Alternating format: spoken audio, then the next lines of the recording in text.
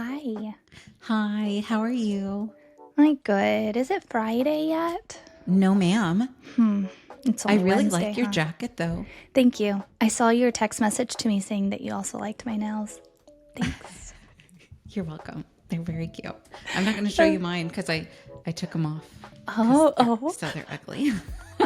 I'm having an ugly day. And you know It's what? okay. It's No, okay. you're not. Like, no, I am. But my hair is very greasy and it's very sloppy. And You know I'm what? just not trying that hard No. today. And it's okay. I'm okay with it. Hashtag me too. And actually, if I had gotten the memo, I wouldn't have even washed my hair today. If I knew you had it, I was like, I didn't want to do that. I this morning. almost always wash my hair on podcast days. And today I was like, Because no, it's in the middle of the week. I'm not gonna. I know. I'm not gonna do it. I know. Well, the last couple podcasts have been on Fridays, and I thought I didn't like the idea of Fridays, but I kind of do because it like ends the week on that note. So Yeah, and you're like, okay, maybe I will go out to dinner because I actually got dressed. I'm wearing pants today. It's fine. Yeah, no, today I did it again. Oh, sunshine. Back to McDonald's. I have a problem. There's something wrong with me. You need to call Brie or I when you're about to do that. You can't stop me. There's no stopping me. It's like a compulsion. I can't not go. What do you get when you go? I get a double quarter pounder with cheese and a orange high C and medium fries. Okay, it's fine. It's fine. And it's so good. And I eat my whole fries on the way home. And then I eat my burger when I get home. It's fine. It's totally And fine. I tell Kyle, I'm so sorry I'm bringing McDonald's in the house again, but I get him a double quarter pounder. And I get I don't chicken think he nuggets for cares then. James. Yeah, No, he so it's does. fine. Nobody wants McDonald's except for me. I'm the only freaking loser that still eats McDonald's. It's disgusting. It's I don't go embarrassing. because it's so expensive now. I really don't like the kids when they say they want to go. I'm like, no, we're not going to McDonald's. I'm not spending $45 on 3 dishes. No, not. I will not do it. $45. Okay, I'm in California. So McDonald's is a lot cheaper in Georgia than it is in California. Yes, it is. Because just one meal is like $15.56. Yes. That's like a Go to a unlimited restaurant. pasta bowl at Olive Garden. What do you I mean? I know. So there's that. I don't know how anybody affords to eat anymore. I It's will. crazy. I'm just eating from home now. I just don't eat. There you go. I eat McDonald's once a day. I'm really excited for this podcast with Dawn. First of all, her book is so stinking cute, It's and beautiful. and my daughter Trinity and Talia love purple. So when I showed them, I was looking at it on my phone. They're like, "What is that?" And I'm like, "I'll order it. It's really cute. It's beautifully illustrated, so that's neat." And it tells a story that I think needs to be told from a perspective of this baby being so wanted by these parents. So hopefully The it's great a good lengths that we go resource. to before you're even born to make life possible. It's just so beautiful. I love it. So I love that she wrote this book, and I love the story of how it came to be and how long she's been kind of sitting on it before she got it I know. actually So crazy. done. So beautiful. I'm so excited to introduce her to our listeners, to introduce them to Dawn and show some of the pages in her book. And don't laugh at my goofy hair. 'Cause Stop that's the way it. it is. Stop it. But yes, let's bring Dawn in here so the world can feel her energy too, because she's just got such a magical energy. And I'm Yes, so she glad she put it in this book. And then I get to have it in my house. And then we all get to have that beautiful You ordered me one, love right? energy. Yes. Of Okay. course. All right. It's on the way. Okay. Well, there you go. Tell Trinity and Talia it's on the way. Okay. I'm reading it. Got it. Done. Let's All right, do let's this. bring her in. Well, thank you for joining us today. Welcome to Surrogacy is a podcast. I am Sunshine, and I am super excited to meet you and hear about you and your journey through to parenthood through IVF and how that led you to create this beautiful book that I was kind of looking through online. It's so adorable. Thank you. Beautiful. I want to hear your Thank story. you. Such a labor of love. I wrote it. My twins are now 28 years old, Wow. and I wrote it when they were 4 years old I've got goosebumps. because, I mean, I know one of the questions that you asked me, so I think I'll just start there. Yes. Was 32 years ago, IVF wasn't something anybody talked about. And you go through, you meet the man of your dreams, you get married, you get the house, and you want to have children, and you're so excited. And then every time you try, you are defeated. And it becomes work. Everything becomes work. The relationship becomes work. Getting up in the morning becomes work. It's always this feeling that you're inadequate and something's wrong with you. And then I thought it was because life just handed me that, and I'm going to just have to deal with it. There weren't podcasts. There weren't reels like there are now. There weren't support groups. And what I find now is even those reels, even all of those podcasts, those women are still experiencing exactly what I experienced 32 years ago. So that experience hasn't changed. Yeah. The support has. But I regress because I can go back to IVF and what we went through like it was yesterday. I'm going to be 61 years old, and I can't remember what I did yesterday, but I can remember what I went through 32 years ago. So flashback to my kitchen table in my little house in Atlantic Highlands, and my girlfriend and I are sitting there and watching my little ones play in the kitchen, literally having a cup of coffee. And I've always been I'm a writer. I'm not a writer. I write on pieces of paper in the middle of the night. And so I said, I have to find a way to explain to them how much they meant to me and how they were created, because I'm adopted. So there were lots of books about adoption when I was having my children, because I thought I might adopt if this doesn't work for me. And I had 3 failed IVF attempts. And back then, it was a little different than it is now. They would overstimulate and produce too many eggs. You would be ill from it. Mm-hmm. They would put them all back. And it was, shooting Lupron in my thigh. It was not a good experience at that time. So, but I wanted them to see the magic. I wanted them to have a book that said, look, this is how mommy and daddy made us. This is how it happened. And I just felt that there was so much magic that they needed to see that wasn't being told. So that was the beginning of the book.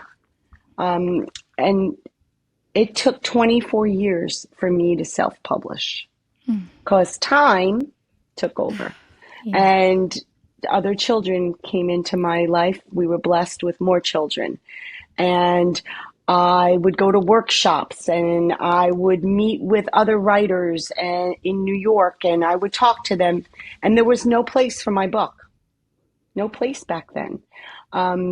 Everyone thought, oh, it's pretty good, but there really isn't a market for it. And agents wouldn't talk to me, and you had to pay for that. So I went ahead and started to meet people and talk to them, and who was an illustrator and who was a storyteller. And it took on a life of its own, and then it stopped again. So finally, 28 years later, I meet someone named Morgan Spicer, because I have a stepdaughter now, and my granddaughter went to a color run, and there was this woman there doing caricatures in a park. And she brought the caricature back for me and one of her books, and I looked at it, and that was my illustrator. Oh. And it really just rolled from there. Morgan's a animal activist. She basically only illustrated books about animals. And in my book, my dog is present in every picture for that reason. And it was kismet. It was serendipity. It was all of those things to get this story out. I wanted children to be able to see, my daughter asks on one of the pages, embryo, you mean burrito? Or where did the eggs come from? The refrigerator? And that just opened up the lines to talk about it and to be able to say, no, all creation happens differently sometimes, and this is the way you were created. And Morgan did a beautiful illustration, if you see in the book, with a Petri dish, and there's the sperm with top hats on, and they're swimming around the egg, and I explained they do this beautiful dance, and the one lucky sperm gets in and creates the embryo. So it wasn't hard. It was a labor of love. It took a long time, though. Your book was almost like a frozen embryo that was frozen for 24 Good years one, and just got Sunshine. Good born. one. That's very true. It was. And because I think that when you're talking about IVF still, it's almost taboo again. I find that when when they would see my twins, do twins run in the family? What do you say? Yep. You know what? But why do I have to? But Right. we tend to lie. Yeah. We tend to lie. Yeah. I didn't want to do that. I wanted people to talk about it. Like I said, it's different now. It's more accepted. But I thought that would mean that this is a niche market, right? Everybody would want to buy Pretty as a Petri. And I have to say, I had great reception to it. I sell the book for as much as it costs to make the book, because I only manifested being able to publish this book because it's really dedicated to my children. Yeah. And I just felt that it could affect. This book is for everyone. This is for same-sex marriages. This is for that woman that just wants to have a family. This is for a man that just wants to have a family. And I've been following your stories. It's for surrogacy. This book can explain it so much easier for that child that her parents had to use, or his parents had to use, a surrogate to bring him into this world. But how much they wanted that child, that they did all that. And so many people come together to make it happen. It's pretty cool. Isn't that beautiful? It is pretty special. And I know Sunshine and I, being surrogates, we came to this idea of being a surrogate because for me specifically, I couldn't imagine not being a mom. And that, for me, if I wasn't able to, that would have been devastating. More than that, if my kids weren't able to, I would be devastated and would jump over everything to get to that place to help them be parents too. Yes. I remember, and Sunshine's heard this story so many times, but I think you hit the nail on the head. When I was at the very end of my pregnancy, we were getting an ultrasound. The intended parents were in the room. My husband was in the room. The tech is asking the intended parents, do they want to know what the gender of the baby is? And they say yes. And they find out it's a boy. And the intended dad throws his hands in the air and he's crying. And he's a big man crying. Everybody in the room is crying.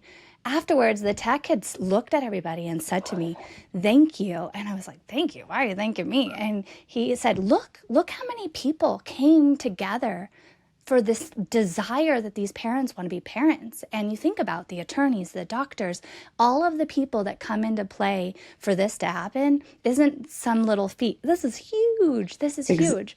And so I think it's those stories that these children that are born through IVF and infertility complications, and knowing that, they get to know their story. How much love went into this. So I love that you're leaning in and you've created something that's going to be able to talk to that for these kids.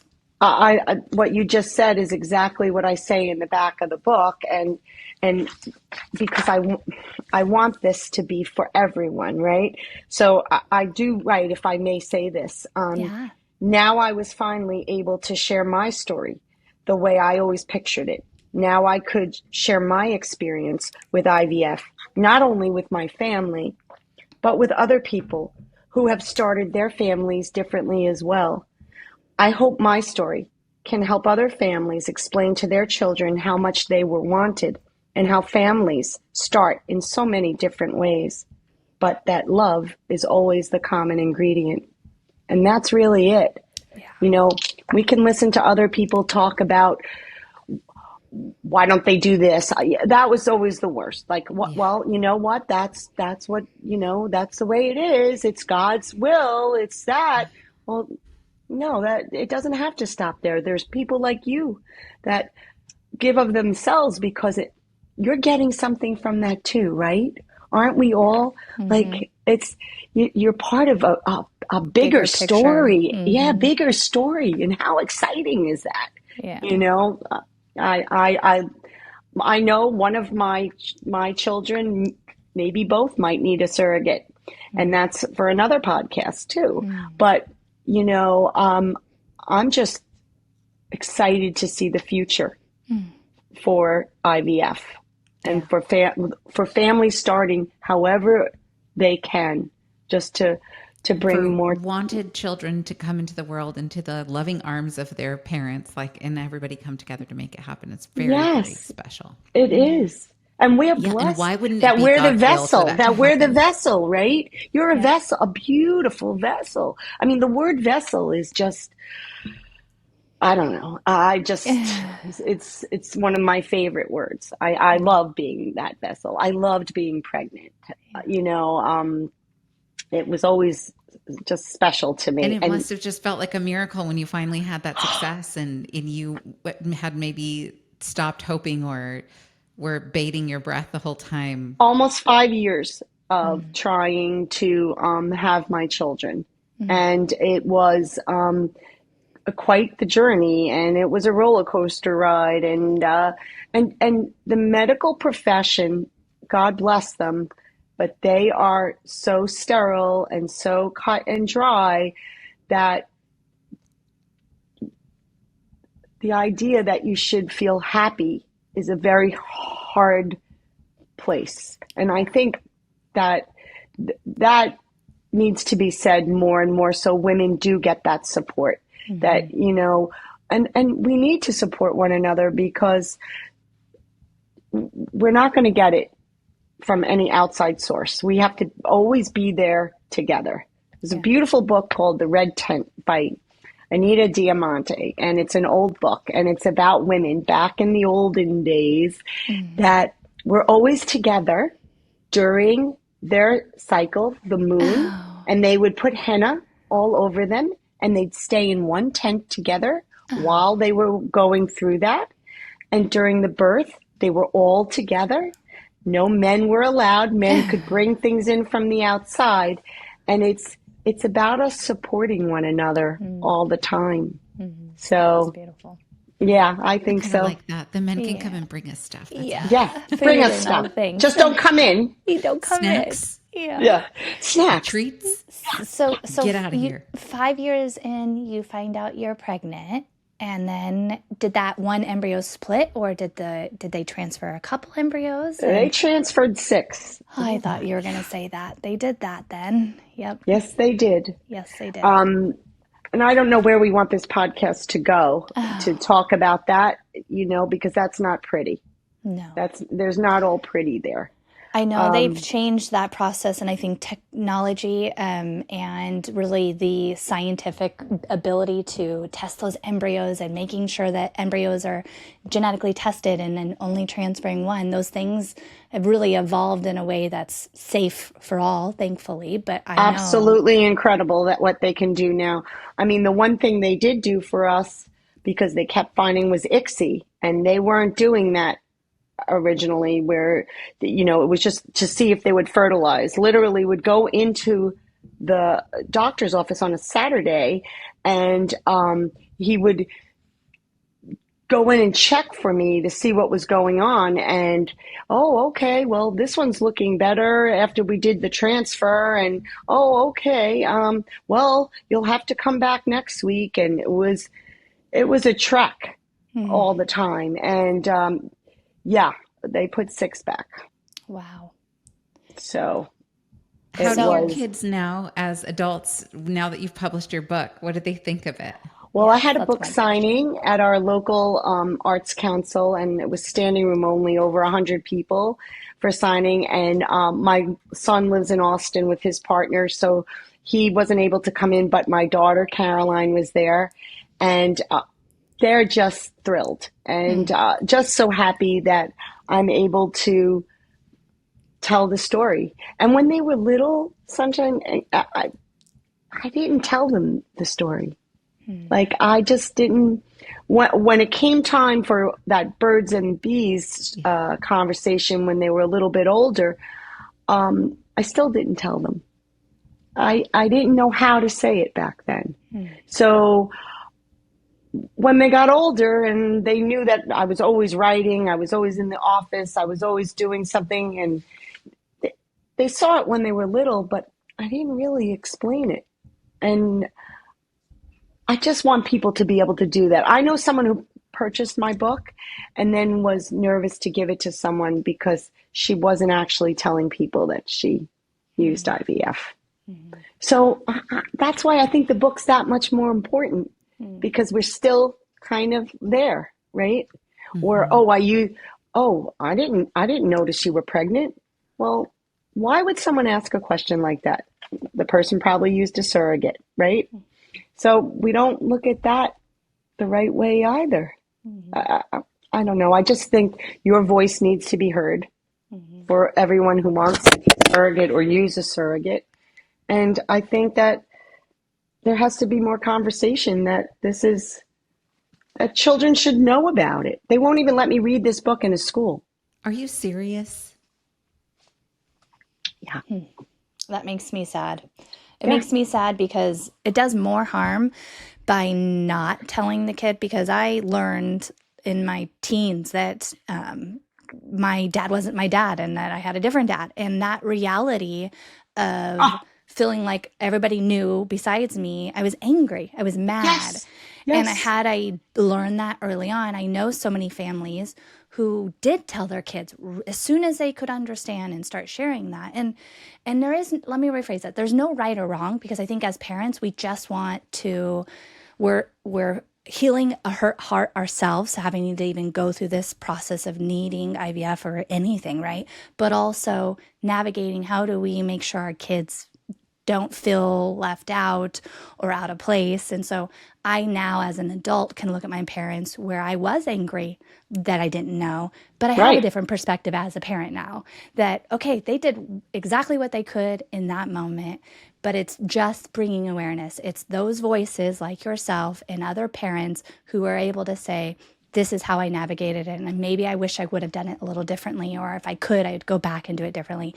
And then allow that awareness to happen to help others heal and help other families. It And just, just have more openings for people to see, because as unique as everybody's family building story is, there is somebody who has a similar story. And so knowing that you're not the only one is yeah. really helpful and important, I think. If you're like, oh, well, I was carried by a surrogate, or my mom used an egg donor, or whatever the case may be, if nobody else is talking about it, then maybe you think you're the only one. But if other people talk about it, you'll probably discover, oh my gosh, mine did too. And I never told anyone because I didn't feel like explaining it. Like we said with the twins, do twins Yeah. run in your family? Like Yeah. sometimes I Right. guess it just depends on how much you want to get into it with whoever People are is just asking the nosy. question. Right. And are People they are being nosy. curious Or, genuinely, or are they being judgmentally nosy? And yeah. sometimes you can tell the difference and sometimes you can't. And Well, they have now, I have a friend, I didn't know this till I wrote the book, a friend of over 20 years, that her daughter was a donor egg, right? And she'd never told me that. But now there's support groups for them. The kids get together. It's beautiful. They know each other now. Like, I think the world is a better place than it was then when it comes to this, but there's still places we can make this better. And I think we need to, what you said was awareness. That's so important. It's just like children that are adopted and their parents don't tell them they're adopted. And then one day they find out they were, and the joke's on them. That's how you feel. Just like you said about your dad. Oh, the joke was on me. Yeah. But as an adult, you look back and you try to say, okay, but the pain was still They're there. still there. That pain is still there. And then there's all the questions that come that maybe could have been answered a lot earlier. And maybe now you have to answer them when you're an angsty teenager. And they would have been a lot easier to talk through it when you were, a wide-eyed, eager 5-year-old that didn't have any preconceived notions about how things should be or should have been. And for me, I had a miscarriage. I had an ectopic, and the ectopic happened after the IVF. And then I was left with one tube, and I was told, well, you're not going to get pregnant naturally ever anyway, so don't worry about it. Well, I did. And That's what I was going to ask you next, because you said you had more kids, and I was really curious. That's beautiful. yes, I've I heard that did. happening, actually, which is just Twice. so wow. Okay, so And you you have have 4 grandkids now? kids and I grandkids. have 4 children. I Okay. have my daughter, Lauren, was born, I had just turned 40. She was the best surprise. My son, Michael, was the one that they said that, you have one tube after I had an ectopic, and, the miscarriages, quite a few that I too many to count, some that I don't even like to think about. But shouldn't be forgotten. So that's the other end of that, right? It's so hard to say I'm good, I'm over that, because I don't think as a woman and as a mother, when you experience loss, that ever goes away Yeah. at all. But I was blessed to have those 2, and now I have a blended family. So I have 4 stepchildren and 1 grandchild. Wow. So yes, I ran in this door because I had to pick up my granddaughter from school, give her a grilled cheese before I bring her to track practice. But so life is good. Life is good. Life is Yeah, Life good. is you have a good. big family. That's Yes, beautiful. yes, yes. But that's what I mean. I got the time finally to Yeah. write this. Yeah. Her pictures are actually, my granddaughter's pictures are actually in the book on the refrigerator. There's a kitchen scene in the book, and those are her pictures I on love the that. Her refrigerator. drawings? Yes, I yes. love that. I love Right? That's so that. cute. Yeah, it really is. It really is. So Yeah. when you cut the red tape to announce this book had been here, and you did your reading and you had the people there, what is some of the feedback you've received from some of the people that have been through this and their gratitude towards this book? Well, I will say everything's been positive. I have a teacher, a coach that coached my daughter, Lauren, my youngest, who's now at the College of Charleston. She's going to be a senior. And he coached her in high school. And probably about 4 or 5 months ago, he texted me and said, Dawn, I've been reading this book that someone gifted us to my daughter for it's the only book she pulls out because of the colors. Wow. She's 4 years old. And why didn't I ever put it together that this was you? Because she just grabs the book, and then I opened the book, and then I saw, because I have a picture of all my children, a real picture in the back of the book, along with my old sonograms. Look how sonograms used to look. Oh my goodness. So that's in the back of the book. And he said to me, his name is Coach Patrick. I'm just going to say it. He goes, I'm just so happy that I'm reading a book that you wrote and that we both shared IVF. And that made me feel good. And now his wife is pregnant again through IVF with their second daughter. So that was And great. they have that book. And they have that book, and that he didn't know it was my book. But I've gotten only positive feedback from it, and that it was a beautiful way to explain to their children, because it's funny and it's endearing. And when I look at the book, I just look at it and say, this is what I needed then, right? But it's here now, and I'm hoping that I can share it with as many people as I possibly can. I love And that. that's the beautiful thing about books is they will live on long after you do, right? Yeah. Like Yeah. your book is in the world and it's part of the the IVF and Yeah. surrogacy and family building canon, you know. hmm Mm-hmm. It's pretty Well, cool. someone Sure was is. in I have a friend who works in an OBGYN office, and she asked if she could display the book there. And she did. And someone was there for a visit, and she took a picture of it, and she said, Dawn, your book's in the office. How great is that? And Oh, those are the positives. Like I yeah. said, I priced the book at $14.95 because it Yeah. cost me $14,950 to Make this happen. make it Yeah. happen. Yeah. And that's all I cared about. I Now you might need to lean, get it in all of the IVF clinics across the country because but you that's the know what? resource that I needs. don't know that they want it there. I think that women, when they're in an IVF clinic, they're not thinking about that. They're not ready I, yet. they're not ready yet. I think that when I brought this book to my IVF doctor, who is still doing IVF, Dr. Miguel Damien, I know I'm not that old. He cried. He Mm, cried.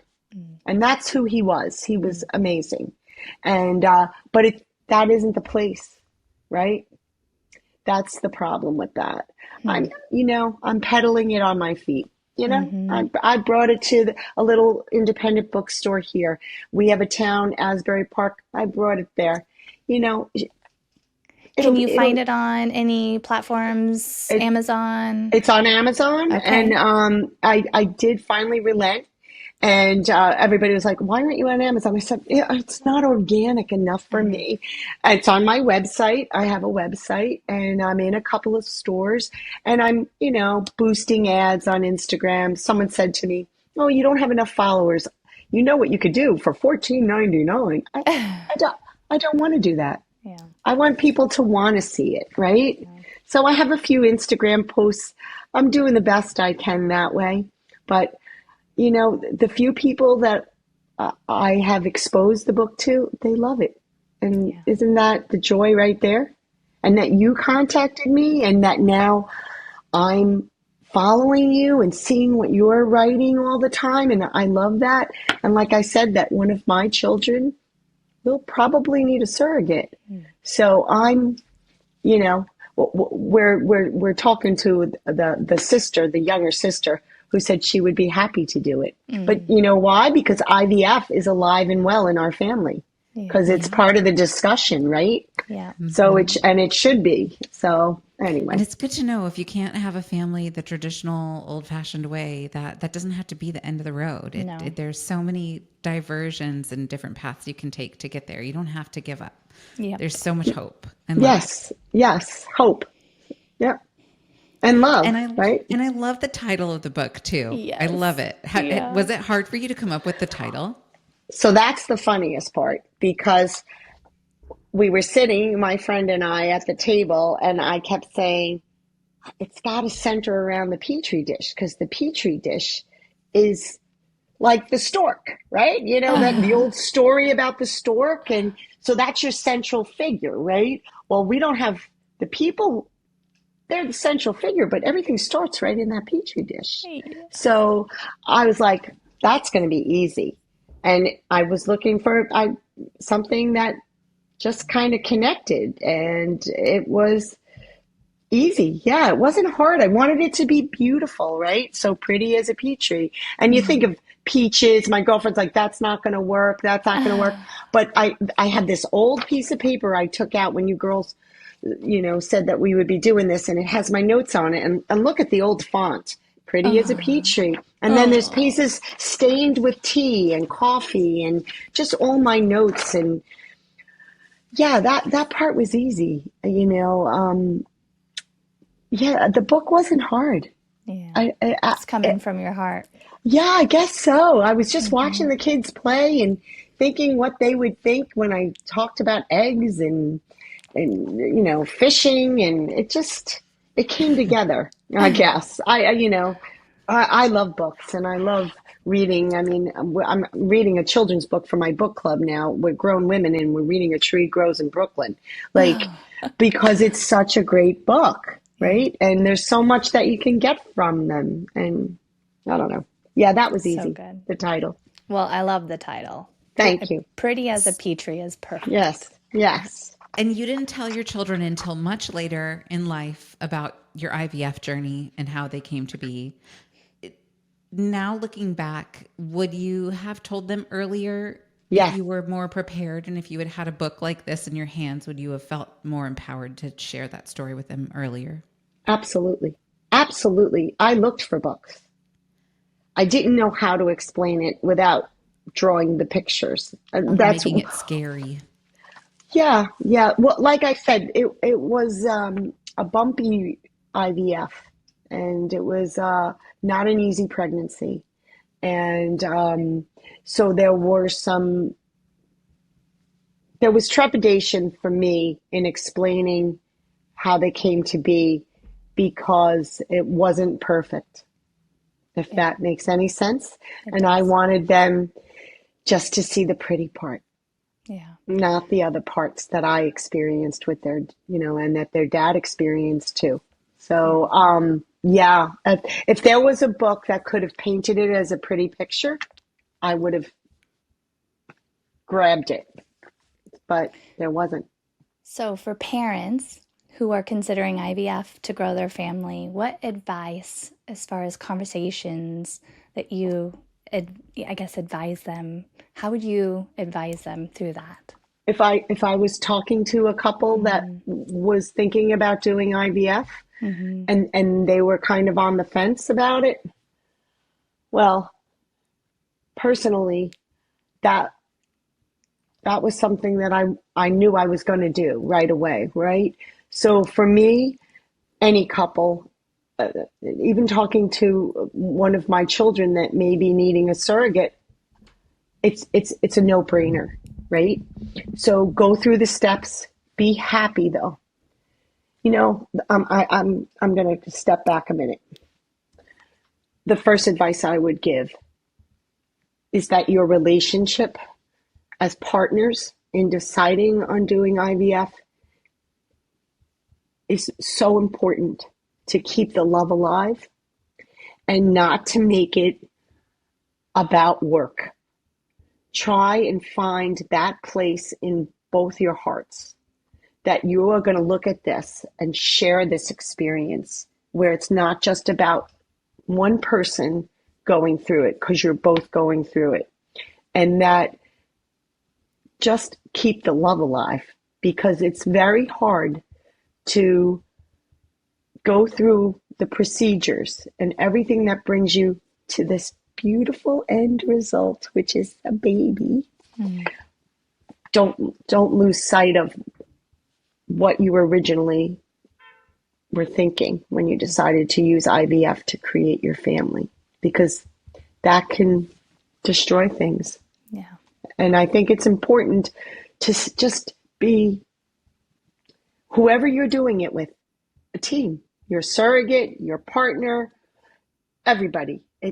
We said that in the very beginning of this podcast, right? How many people were in the room when you were finding out what the gender was, and everybody was so excited, right? Yeah. It's hard to keep that excitement, right? And when there is loss and when there is, disappointment, all those feelings are valid, and I think you need to own them, right? And you need to express them to one another and not just sit with it. And they're real. This is the process that you're going through, and it's not like everybody else, but no one is like everybody. We're all different, and that's what Yeah. makes it beautiful, right? So I agree. I know that was a lot of words, but No, it was good. It was I have perfect. I have too many all the time. Don't we You're a all? writer and storyteller. Yeah, Yeah. yeah. Stories are what make us, right? Yeah. Let's unravel, unravel, unravel, and And everybody has one, and we just don't all know how to tell them and express them. I think the fact that you got this book and you carried it through all these different steps, and you've been carrying it around with you in your heart and in your notes and everything for all of these years, and for it to finally be born is really beautiful. I can't wait to get my hands oh, on it. I'm going to order one. Yep. oh, thank you. And I'm curious, in your process of doing this, have you discovered now, I know your IVF journey was a long time ago. Are you aware of any other resources or communities for IVF parents that exist that maybe are now that you wished you had had back then that you'd want to share with listeners? Well, there's so many forums, right? IVF, the fertility warriors. There are all those hashtags that we're all doing now. There's so many forums that you can go to, and now in IVF clinics, there's support groups there that are. As soon as you go in to meet with your consultant and meet with your doctors and nurses, you're right away. I've spoken to a few people where they are given that support right from the start. And I say accept that because I did not have that. Yeah. IVF Warriors is a great resource that I found just, scrolling through my phone, and they just reach out to everyone. I don't know if you follow also.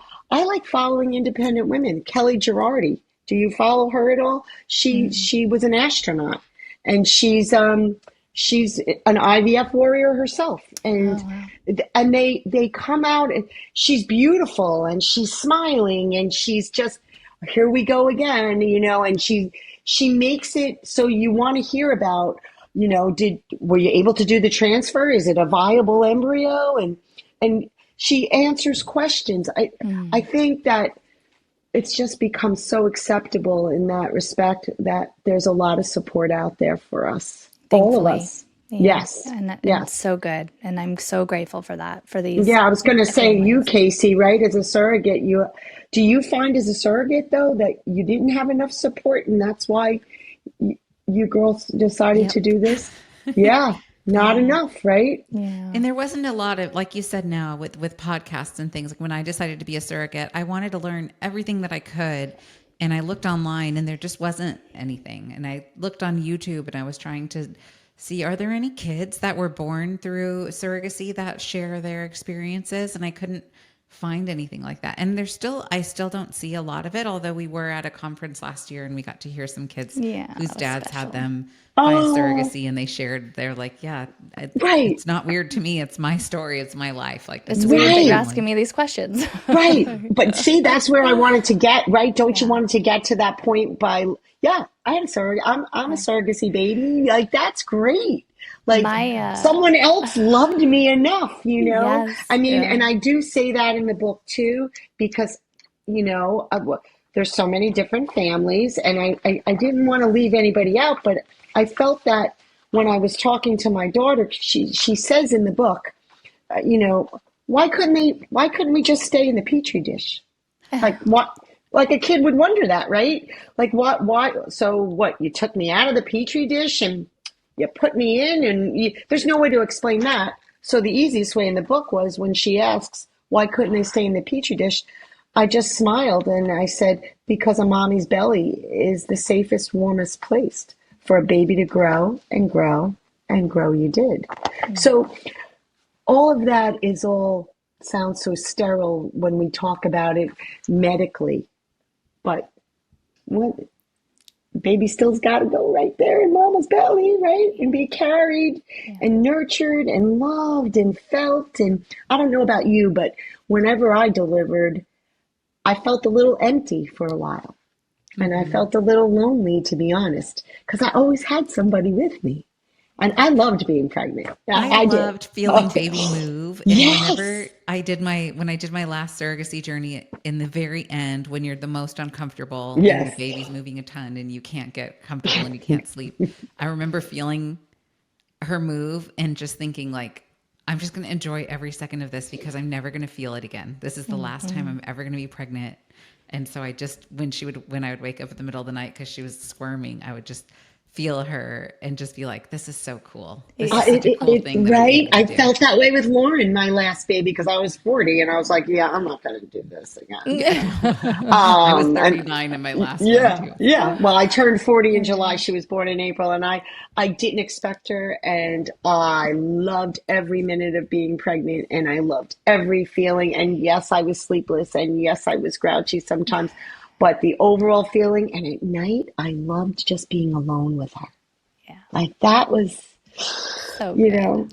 so good. Yeah. So good. But I regressed again. We're all very lucky to have been able to carry babies, and I feel like that's a gift I don't take for granted. I don't take it lightly.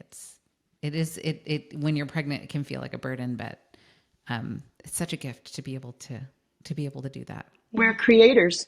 We are creators, and that's I think the ultimate gift. And if you can do it for someone, what you're doing, I mean, I would have done that if I could. And I would have done it I five said more to times if I could. my person, I said to one of my children, if I wasn't too old, I would do it in a Yeah. heartbeat.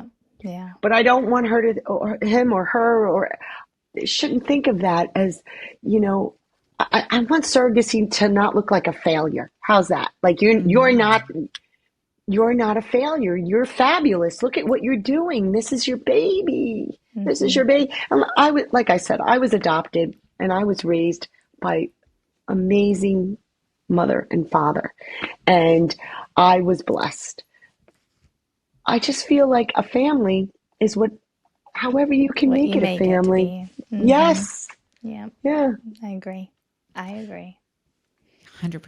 Well, on that note, thank you so much for spending this time with us and for sharing your story. It's so moving, and I can even tell, like you said, that you can go right back to it. You can see that you can go right back all those years to your IVF journey. And thank you for sharing that with others, because you know how painful it is and how scary and how exhausting, and to find the beauty and the joy in it, and to find a way to manifest that into this physical book and share that with others is a really cool and special thing that you've done. So thank you for sharing that and for getting it over the finish line. Everybody, I appreciate all of that. That means so much to me to hear it from you, someone you don't even know me, and you can see that this was definitely a labor of love, and that I finally got the opportunity to create this book and to get it out there. So that means so much to me, Sunshine. And Casey, if you guys, even Sam, who's been reaching out to me, I have to tell you, as someone who never thought I'd get this done, and now I'm thinking about something else I'd like to write. So that would encompass all of this. And so it's not about how many you sell. It just matters that you're listening, and that Coach Patrick was reading it to his daughter, right? And didn't even know it was me. So I'm grateful and I'm blessed. Thank you so much that I was able to talk to you today about it. Thank you for fighting you. through power outage to be here. Yes, we did Dead it. hair. We did it, God. We did it. And we have almost the same name, Sunshine. Oh, really? Well, I'm Dawn and you're Oh, okay. Sunshine. Yeah, there Yeah. you go. You're I like started the sunshine. Yes, thank you. Appreciate it. I always say it's There's Casey no me and the without you. Sunshine Band. So there's our three amigos. So I love Yeah. it. So Yeah. good. Thanks, girls. Thanks so Thank you. much. Yeah, real pleasure. I enjoyed this so much. Thanks. Bye. Bye.